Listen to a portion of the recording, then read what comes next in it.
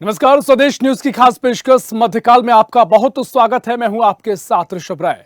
प्रदेश में double engine की सरकार का बड़ा फायदा मध्य प्रदेश को हो रहा है।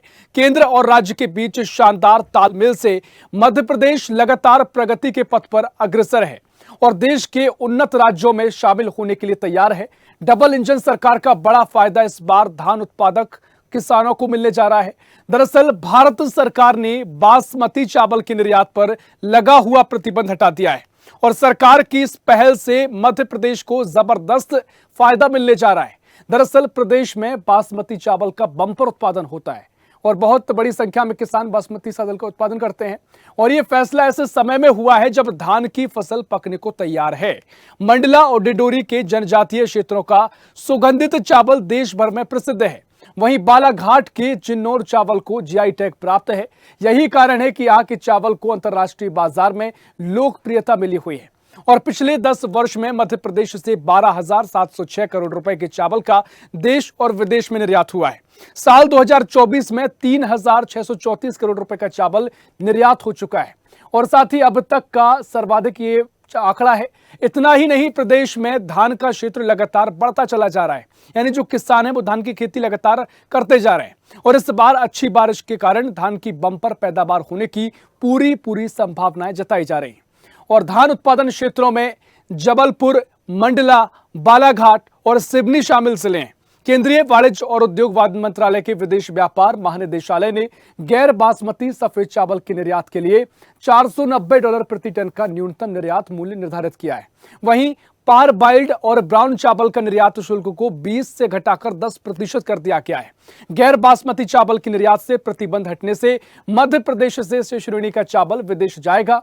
असर यह होगा कि मध्य प्रदेश के किसानों को इसके ज्यादा दाम मिलेंगे। जाहिर है, केंद्र की मोदी और प्रदेश की मोहन सरकार किसानों की आय को दोगुना करने की लगातार कोशिशों में जुटी हुई है और इसी का परिणाम है, नतीजा है कि कुछ दिनों पूर्व ही सोयाबीन की फसल को एमएसपी के दायरे में लाया गया। किसान सम्मान निधि के रूप में डबल इंजन की सरकार 20,000 रुपए प्रति वर्ष दे रही है और किसानों को खाद्य संकट से नहीं जूझना पड़े, सरकार इसका भी इंतजाम कर रही है। इसको लेकर भी ध्यान रखा जा रहा है और यह भी बात लाख टके की है कि विपक्ष भले ही किसान सम्मान की बात करे, लेकिन असली सम्मान केंद्र और राज्य में शासन करने वाली डबल इंजन की सरकार दे रही है। यदि ये कहा जाए तो अतिशयोक्ति नहीं होगा। इसी पर हम चर्चा करेंगे क्योंकि सरकार लगातार किसानों को लेकर प्रयासरत है, लेकिन विपक्ष की भी भूमिका है। विपक्ष भी लगातार सवाल खड़े करता है। विपक्ष की मंशा यही है कि सरकार किसानों की आवाज बुलंद हो सके। इसी पर चर्चा करेंगे, लेकिन कुछ प्रतिक्रियाएं वो पहले आपको सुना देते हैं। देखिए, हम जो एमएसपी की बात करते हैं वो ये करते हैं कि जो उत्पादन लागत है प्रति हेक्टेयर, उसके अनुसार एमएसपी तय की जाए। जो प्रोडक्शन कास्ट है वो 25,000 रुपये प्रति हेक्टेयर है आज की तारीख में, क्योंकि एग्रीकल्चर इक्विपमेंट, खाद, बीज, DAP, urea, super phosphate, bromo, कृषि उपकरण, डीजल और पेट्रोल के दाम बढ़ने से 25,000 रुपये हेक्टेयर उत्पादन लागत हो गई है फसलों की। तो उसके अनुसार इनको एमएसपी तय करना चाहिए। ये कह रहे ना कि हम कृषि को लाभ का धंधा बनाएंगे, तो इस एमएसपी पे नहीं हो पाएगा। तो उत्पादन लागत के हिसाब से किसानों की एमएसपी तय होना चाहिए। देखिए, मध्य प्रदेश के कई जिले बात करें तो जबलपुर, सिवनी, बालाघाट, डिंडोरी, मंडला इन क्षेत्रों में धान का उत्पादन होता है और यहाँ का जो बासमती चावल है विश्व भर में प्रसिद्ध है। और केंद्र सरकार ने एक महत्वपूर्ण निर्णय लेते हुए बासमती चावल को निर्यात की छूट प्रदान की है। प्रतिबंध जो था उसे हटा लिया गया है और निर्यात शुल्क में भी कमी की गई है।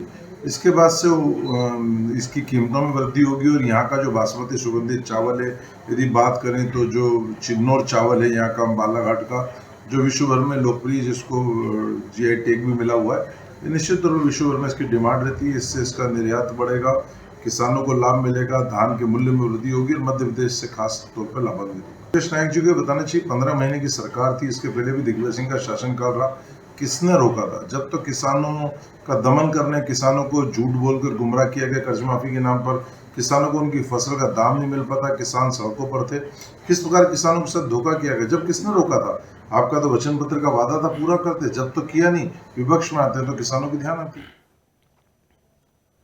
तो हम सभी जानते हैं कि मध्य प्रदेश कृषि प्रधान राज्य है। यहाँ पर कृषि सबसे बड़ा आय का जरिया है। किसानी बड़े स्तर पर की जाती है और किसानी में भी किसान धान की फसल की जमकर पैदावार करते हैं। बम्पर पैदावार धान की होती है, उत्पादन होता है और लगातार इससे पहले केंद्र सरकार हो, मध्य प्रदेश की बीजेपी सरकार हो, लगातार प्रयास करती रही है। इसके दावे किए जाते रहे हैं कि किसानों की आय दोगुनी करनी है। इसको लेकर समय समय पर लक्ष्य भी बनाए जाते रहे हैं, लेकिन विपक्ष के अपने सवाल जरूर होते हैं। लेकिन सरकार अगर जिस तरीके से बासमती चावल के निर्यात पर प्रतिबंध हटाया गया है, तो इसका मतलब है कि अब मध्य प्रदेश में जो बड़े स्तर पर बासमती चावल का उत्पादन होता है, अब वो मध्य प्रदेश और देश से बाहर विदेशों में जाकर बिकेगा और विदेशों में बिकेगा तो यहाँ पर मध्य प्रदेश के किसान की आय में बढ़ोतरी होगी। इसके दाम भी उनको अच्छे तरीके से मिल सकेंगे और उत्पादन आगे बढ़ाया जाए, इसको लेकर भी एक प्रेरणा किसानों को मिलेगी। इसी पर हम चर्चा करेंगे। तमाम मेहमान हमारे साथ जुड़ गए हैं। तारुफ आपका उनसे करवा देते हैं। भारतीय जनता पार्टी से मीडिया पैनलिस्ट जुड़ेगी मंजरी जैन जी। मंजरी जी, बहुत स्वागत है आपका स्वदेश न्यूज में। और साथ ही कांग्रेस से रवि वर्मा जुड़ेंगे। रवि जी, बहुत स्वागत है आपका स्वदेश न्यूज में।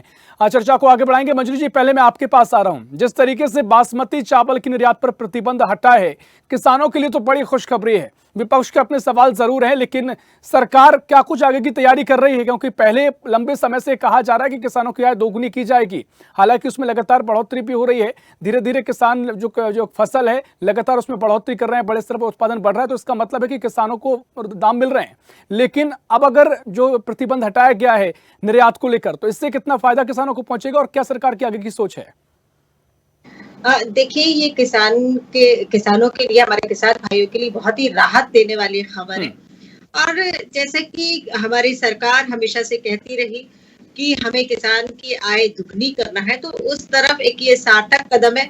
वैसे तो मैं ये कहूँ कि मध्य प्रदेश में किसान की आय दुगनी नहीं, हमने तिगुनी कर दी है, तो ये अतिशयोक्ति इसलिए नहीं होगी कि हम जब पिछला रिकॉर्ड देखते हैं तो हमारे मध्य प्रदेश की जो कृषि उत्पादन क्षमता थी, वो विकास दर जो थी वो 3% हुआ करती थी। अब जाकर वो 19 से 20% हो गई है। तो एक बहुत बड़ा बदलाव देखने को मिलता है। और उसका कारण क्या है इस बदलाव के पीछे? तो इस बदलाव के पीछे कारण है कि मध्य प्रदेश में किसानों को उन्नत खेती करने के लिए उनको प्रशिक्षित किया गया। सिंचाई के संसाधन बड़े पैमाने पर बढ़ाए गए। जो सिंचाई का रकबा 7.5 लाख हेक्टेयर भूमि हुआ करता था 2003 के पहले, वो अब तकरीबन 50 लाख हेक्टेयर भूमि जो है वो सिंचित हो गई। और अब 1 करोड़ भूमि सिंचित करने का जो लक्ष्य मध्य प्रदेश की सरकार ने रखा है, तो निश्चित तौर पर ये एक बहुत बड़ा बदलाव जो किसान की आय में दुगना करने की, और दुगना मैंने तो तिगना बोल रही हूँ, तो ये उनकी आय बढ़ाने में एक बहुत सार्थक कदम रहा। दूसरी बात, जो किसान, अगर हम देखते हैं पहले जो पारंपरिक खेती हुआ करती थी, तो हम बारिश के ऊपर डिपेंड हुआ करते थे कि बारिश होगी तभी हम खेती किसानी कर पाते थे। अगर अति वर्षा हो गई तो हमारी खेती खराब हो जाती, यदि अल्प वर्षा हो गई तो सूखा पड़ जाता था और खेती खराब हो जाती थी।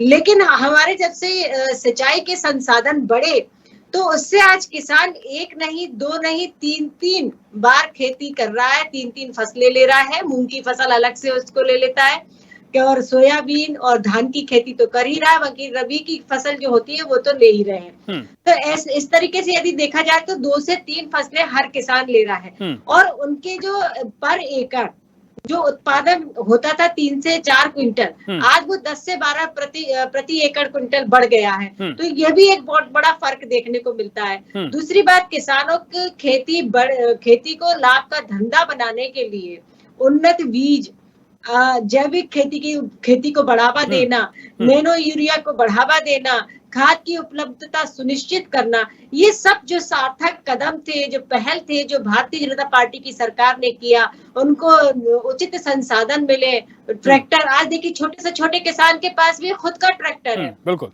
और सिंचाई के जितने संसाधन और बुआई के संसाधन होना चाहिए, जितने भी कृषि उपयंत्र होना चाहिए, आज हर किसान के पास है। तो उसके लिए भी जो है सरकार ने सब्सिडी सुनिश्चित की। उसके बाद आज हर किसान के पास कृषि यंत्र की उपलब्धता भी पर्याप्त है। तो जिससे हम ये देखते हैं कि किसान जो है अच्छी खेती कर रहा है, अच्छा उत्पादन कर रहा है और अच्छा उनको उसका दाम भी मिल रहा है, क्योंकि एमएसपी भी निर्धारित कर दी गई है, धान के ऊपर भी, अभी सोयाबीन के ऊपर भी की गई। तो यदि हम देखते हैं तो पिछले और अब में बहुत फर्क है। अगर मैं धान की कीमत की, पिछले धान की कीमत की बात करूं 2003 के पहले, तो 560 रुपए प्रति क्विंटल हुआ करती थी, जो आज 2200 से 2300 रुपए प्रति क्विंटल हो गई। तो आप देखिए कितना बड़ा फर्क आ गया। जो पूर्व मुख्यमंत्री शिवराज सिंह चौहान जी कहते थे हमें खेती को लाभ का धंधा बनाना है। तो ये एक बहुत बड़ा जो मैं आपके सामने पूरे जो उदाहरण रख रही हूँ, मैप रख रही हूँ, तो इससे ये स्पष्ट होता है कि कहीं ना कहीं किसान की आय में बढ़ोतरी हुई है। ठीक है, देखिए आपने पूरी बारीकी से चीजों को समझाया। रवि जी लगातार धैर्यपूर्वक पूरी बातचीत सुन रहे थे। रवि जी आपके पास आ रहा हूं, क्योंकि देखिए जिस तरीके से बासमती चावल के निर्यात पर जो प्रतिबंध हटा है, मुझे लगता है इस बात से तो आपको भी लिए खुशखबरी होगी अगर आप कृषि से जुड़े होंगे। तो इससे तो मध्य प्रदेश में जब कम से कम जो उत्पादन हो रहा है उनको तो कम से कम संभावनाएं बड़ी खुल जाती हैं। और जो की बात मंजरी जी कह रही है और तमाम बातें समझाई है कि मध्य प्रदेश का किसान इतना फल फूल रहा है कि दोगुनी आय तो वो कह रही है हो गई है, एक लगातार कहा जा रहा है, लेकिन उनके अनुसार तिगुनी आय हो गई है, यानी तिगुना लोग अब कम से कम खेती से लाभ कमा रहे हैं। और ये हालात बदलते भी नजर आए, क्योंकि जो बातें बारीकी से समझाई ये प्रैक्टिकल बातें हैं। आज आप गांव-गांव चले जाइए, सभी कृषि यंत्र किसानों के पास मिल जाएंगे। बहुत कम ऐसा रह गया है कि तमाम किसान निर्भर ज्यादा हैं, लेकिन एक समय ऐसा था जहां पर गांव में एक ट्रैक्टर हुआ करता था। आज आप गांव में ट्रैक्टरों की भरमार मिलेगी, तमाम यंत्रों की भरमार मिलेगी। तो कहीं ना कहीं किसानों को खेती से लाभ हो रहा है और उसके लिए अग्रसर है सरकार का, ये कहना है। रवि जी। जी ऋषभ जी, आज मध्य प्रदेश के लाखों गरीब किसानों पर भाजपा लगातार हमला कर रही है, क्योंकि वादा किया था कि किसानों की लागत आधी कर देंगे और कीमत दुगनी कर देंगे। लेकिन सरकार की गलत नीतियों के ही चलते बासमती धान पर बिल्कुल रवि जी, चर्चा को आगे बढ़ाइए, मैं आपको रोक नहीं रहा हूं, लेकिन मैं चाहूंगा हम तार्किक चर्चा करेंगे। और अगर कोई आंकड़े से कमी आई है, अगर जैसे कि आय में कमी आई है, तो वो आंकड़े जरूर पेश करते जाइए ताकि मैं सवाल उनसे पूछ सकूं। नहीं, आप सारी चर्चा उनसे ही कर लो। नहीं, मैं आपसे चर्चा कर रहा हूं। मैं आप कह रहा हूं अगर आप कोई आंकड़े पेश कर रहे हैं तो बताइए, सहूलियत होगी चर्चा करने में और सार्थक चर्चा एक होगी, ताकि हम बयानबाजी से बच सके। आपकी बयानबाजी होती रहे, आप चर्चा उनसे ही करो। नहीं, बुरा मानने की क्या बात है सर, इसमें तो हम एक सार्थक चर्चा की ओर बात कर रहे हैं। आप इस तरह का मूड क्यों बना रहे हैं? जी नहीं, जनता को ये पता होना चाहिए ऋषभ जी कि चर्चा होती कैसी है, जनता का पक्ष कैसे डिस्क्राइब किया जाता है। तो आप उनसे ही चर्चा करो, आप डिस्कशन करो। नहीं देखिए, उन्होंने आपने पूरी चर्चा को सुना, उन्होंने कहा कि ये आंकड़े हैं इस तरह से, उन्होंने कहा कि तमाम तरीके से जो विस्तार हुआ है। सामने वाले को बोलने का मौका तो दीजिए। नहीं, आप बोलिए, क्यों आप पारा गरमा रहे हैं साहब? पारा गर्म करने की जरूरत क्या है इसमें? इतनी बढ़िया चर्चा हो रही है।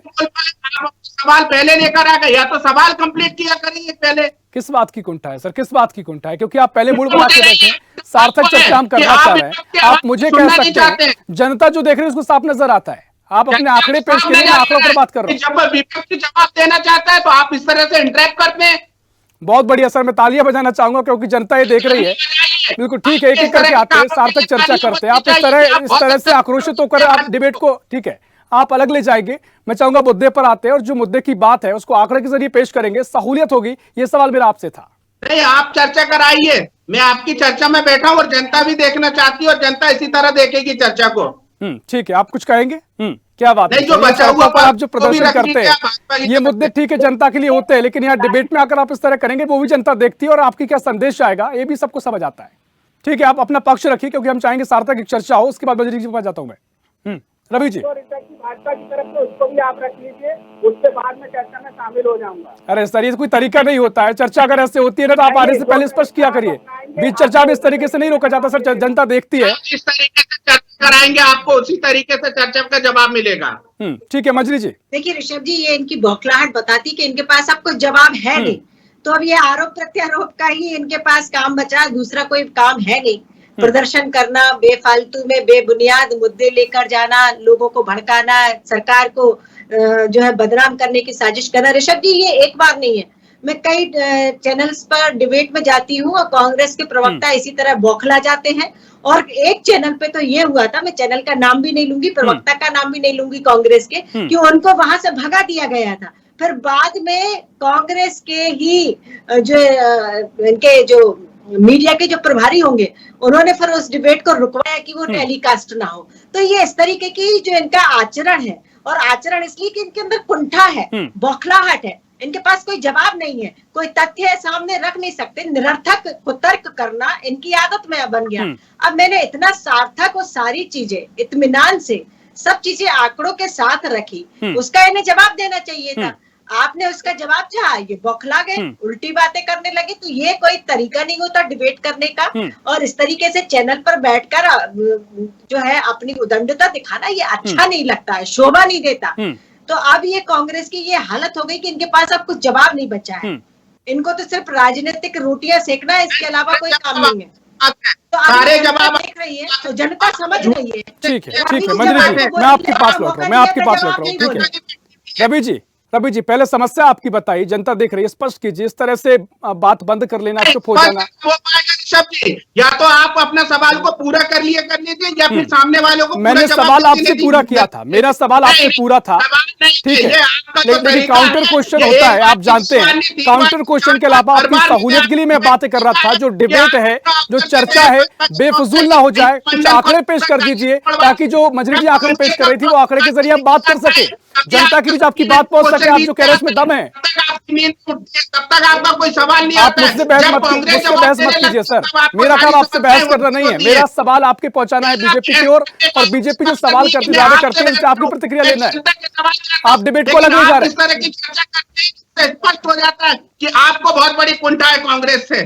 सर कांग्रेस को कुंठा कांग्रेस से किसी से नहीं है, लेकिन जिस तरीके से आप बातचीत कर रहे हैं वो जरूर दिखाती है कि आप कांग्रेस की क्या तस्वीर पेश करना चाहते हैं। कि कितनी बड़ी कुंठा से आप ग्रसित हो चुके हैं। एक बार नहीं, दो बार नहीं, हर बार आपको चर्चा में यही सवाल उठता है कि आप अपना सवाल पूरा करिए। मुझे लगता है आपको जो तकलीफ है ना सर, वो आप, मुझे लगता है कांग्रेस जिस सवाल का जवाब नहीं देना चाहती है, इस तरीके से आप ना इस तरह की चर्चा को घुमाते हैं। अगर इस तरह का आप माइंडसेट लेकर आए तो मैं चाहूंगा पहले से स्पष्ट कीजिएगा। हमें कोई आवश्यकता नहीं आप जैसे प्रवक्ता हो। देख रहे हैं नहीं, मैं वही कह रहा हूँ, जनता पूरा डिबेट देख रही, चर्चा देखती है। आप पहली बार नहीं जुड़ रहे हैं, लगातार आप जुड़ते हैं। अगर मैंने आपसे कहा कि आंकड़े पेश कर दीजिए, आंकड़े पेश होना चाहिए, तो उसमें क्या गलत है? क्या गुरेज आपको करना पार्टी को? चर्चा को पूरा सुनना चाहेंगे, सामने वाले को मौका ही नहीं देते हैं। आप अपनी रामायण लेकर बैठ जाते हैं। क्या बात है सर, फिजूल का आपने पारा गरमाया। मैं आपके लिए एक बार फिर ताली बजाऊंगा, क्योंकि आप कांग्रेस की तस्वीर पेश कर रहे हैं। मैं मुझसे चर्चा कर सकते हैं, आप मैडम से चर्चा कर सकते हैं, लेकिन जो जनता इस डिबेट को देख रही है उससे आप भली बुद्धि संदेश जाएगा, वो कांग्रेस की इमेज खराब करेगा। अगर आप भी अभी भी सवालों को जवाब देना चाहें तो स्वागत है, नहीं तो मैं चर्चा को आगे बढ़ाऊंगा। लिया है कि कांग्रेस की इमेज कैसे खराब करी जाए। क्या बात है सर, कांग्रेस से ऐसे बयानबाजी करके इस तरह का माहौल तैयार करके इमेज खराब करना नहीं हो गया? आप इमेज खराब करते हैं, ये आप प्रोपेगेंडा आप चलाते हैं। ये कौन तय करेगा? आपका कोई सवाल है ऋषभ जी, ये कांग्रेस तय करेगी। जवाब देने, जवाब तो धैर्य पूर्वक सुनिए। मैं धैर्यपूर्वक सुन रहा हूं सर, आंकड़े पेश कीजिए, बयानबाजी ना कीजिए। मैंने इससे पहले आपसे कहा था इस तरह की बयानबाजी ना हो, आंकड़ों पर बात कर सके तो करिए। अगर इस तरह की फिजूल चर्चा करनी है तो अन्य जगह जाइए, आप यहाँ पर फिजूल चर्चा नहीं होती है। पर्दाफाश किया जा रहा है तो आपके पेट में सुइयां चुभ रही हैं। सर मुझसे बहस मत कीजिए, आपकी जो गुस्सा है ना, आप या तो अपनी पार्टी के जमीन पर उतरकर चाहिए, पार्टी कहीं उतारिए, यहाँ पर गुस्सा मत दिखाइए सर। मैं आपसे बार बार सर कहकर सम्मान पूर्वक आपको संबोधित कर रहा हूं। इस तरह की बातचीत अगर करना है कहीं और चले जाइए। स्वदेश न्यूज सार्थक चर्चा करता है, और सार्थक चर्चा के लिए मैंने आपसे कहा था कि कोई आंकड़े पेश कर दीजिए। अगर आप कोई सवाल कर रहे हैं, कोई आरोप लगा रहे हैं, वो आरोप अगर लगा रहे हैं, कुछ तर्क उसका है, आधार कुछ उसका है, बताइए, सहूलियत होती है। ठीक है, ये बार बार ये बातें मैं नहीं दोहराऊंगा। मंजरी जी क्या कुछ कहेंगे आप? हमारी दोनों सरकारें, मध्य प्रदेश की डॉक्टर मोहन यादव की सरकार और माननीय मोदी जी के नेतृत्व में हमारी दोनों सरकारें जो है, ठीक है, मुझे आपसे बहस नहीं करनी रवि जी, आप ठीक है, आवाज म्यूट कीजिए मंजरी जी। देखिए, सम्मान निधि में किसानों को हर साल आ ही रही है। इसके अलावा अगर हम देखते हैं तो देखिए, कांग्रेस के शासनकाल में हुआ क्या था, इन्होंने किसानों से झूठ बोला था 2018 में कि हम किसानों का कर्ज माफ करेंगे। इसके बाद इन्होंने किसानों के साथ धोखाधड़ी की और कर्जा माफ नहीं किया, बल्कि 500 करोड़ का कृषि घोटाला किया इन्होंने। और ये जो सिंचाई कॉम्प्लेक्स है उसमें 877 करोड़ का घोटाला किया।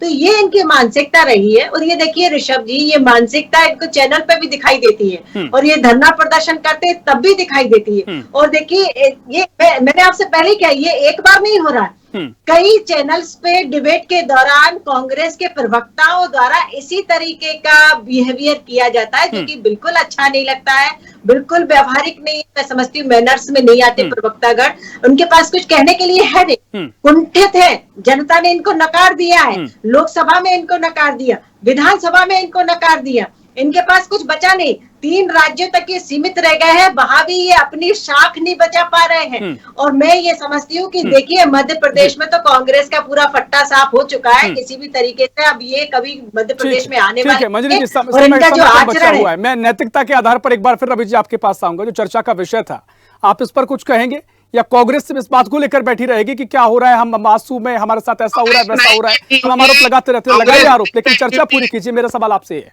सवाल है तो सुनने की हिम्मत रखा करें आप कि मध्य अरे प्रदेश में सर, आज जनता लाखों बेहतर गरीब समझती है, आप यहाँ एक एक करके किसी के कान में बात नहीं डालेंगे, आपको जनता देख रही है, किस किस तरह की बात कर रहे हैं आप, प्रवक्ता नॉलेज आपको अच्छा है, किस तरह से किया जाता है। अगर मैंने आपको रोकने की कोशिश की, वो जनता देख रही है, वो तय करेगी इस बात को। आप अभी भी ऋषभ जी सवाल नहीं सुनना चाह रहे हैं, अगर जवाब ठीक है, चाहते बड़े हैं तो सुनिए धैर्यपूर्वक तो सही। अपनी बात रखिए, बिल्कुल रवि जी कहिए। कब सुनेंगे, जब आप रुकेगा आपका बेलगाम इंजन तब तो। अरे सर, जनता देख रही है, आप लगातार बोल रहे हैं, उसके बाद फिर आप बोल रहे हैं, मैं सवाल आपसे कर चुका हूं कई बार, आप बताइए अपनी बात। डाल लीजिए गले में। सर देखिए, इस तरह की बयानबाजी आप कांग्रेस में कीजिए, मुझे कांग्रेस से, भारतीय जनता पार्टी से, आम आदमी पार्टी से किसी को आपत्ति नहीं है। अगर सवाल जवाब के मामले में इस तरह की भाषा का उपयोग करेंगे तो मैं आपसे निवेदन कर रहा हूं, यहाँ आने की दोबारा जरूरत नहीं है सर। आपको ठीक है, आपके जो और भी सभ्य प्रवक्ता होंगे उनको हम लाएंगे, उनसे बात करेंगे, तमीज नहीं है आपको बात करने की। तमीज किसको है, तमीज आप नहीं सिखाई है। अगर आप जवाब चाहते हैं तो सुनिए तो सही, आप रुक ही नहीं रहे हैं। मेरा सवाल आपसे सीधा है, क्या जो लगातार भारतीय जनता पार्टी दावे कर रही है, आय में बढ़ोतरी किसानों की हो रही है, लगातार जिस तरीके से अभी जो प्रतिबंध हटाया है बासमती राइस के निर्यात पर, उसको लेकर कांग्रेस का क्या पक्ष है, क्या कहना है? सब सीधा सवाल है आपका, आंकड़े कुछ आंकड़े पेश कीजिए, आंकड़े को लेकर मैंने आपसे बात की। अभी भी नहीं रुक रहे। ठीक है, कहिए, आप अपनी बात कहिए। कि आज मध्य प्रदेश में गरीब किसानों के ऊपर लगातार भारतीय जनता पार्टी हमले कर रही है। सरकार ने वादा किया था कि लागत आधी कर देंगे और कीमत दुगनी कर देंगे, लेकिन सरकार नहीं कर पाई। सरकार की इस गलत नीति के चलते, सरकार के इस गलत प्रतिबंध के चलते लगातार जो धान के किसान थे, लगातार जो मध्य प्रदेश के किसान थे, उनको नुकसान हुआ। जो पिछले समय 3300 रुपए की क्विंटल की खरीदी हुई थी, वो आज 2200 की हुई। लगातार जब किसानों ने आवाज उठाई, लगातार जब कांग्रेस पार्टी ने उठाई, तब ये नींद से जागी है सरकार। लेकिन आज केवल निर्णय हटाया है इन्होंने, लेकिन जब तक मंडी में खरीदी नहीं हो जाएगी तब तक कांग्रेस पार्टी चैन की नींद नहीं लेने देगी भारतीय जनता पार्टी को, क्योंकि इसका सीधा जो असर है बिचौलियों को और व्यापारियों को हुआ, किसानों को लाभ इसका नहीं मिला हुआ है। आज ये जो डबल कीमत की बात कर रहे हैं वो बेईमानी है, झूठी है, क्योंकि जो लागत थी वो किसानों को बहुत भारी पड़ी है। चुनाव का समय आया तो इन्होंने इसका कर दिया, लेकिन इसके निर्यात का जो शुल्क है 20% से अधिक घटाकर 40% हो गया। इसका जवाब कौन देगा? भारतीय जनता पार्टी निर्णय हटाने के नाम पर वाई न लूटे। आज किसानों के संगठन के आगे, आज किसानों के धरने प्रदर्शन के आगे कांग्रेस पार्टी जब सजग प्रहरी के रूप में आवाज बनी है, तब ये निर्यात जो है प्रतिबंध इन्होंने हटाया है। और जब तक मंडी में खरीदी नहीं हो जाएगी तब तक कांग्रेस पार्टी इन्हें चैन की नींद नहीं लेने देगी। ठीक है, देखिए मंजरी जी, महत्वपूर्ण बात वो कह रहे हैं, वो ये कह रहे हैं कि कांग्रेस ने तमाम तरीके से लगातार सक्रियता दिखाई, उसके बाद ये स्थिति बनी कि बीजेपी की सरकार ने प्रतिबंध हटाया है।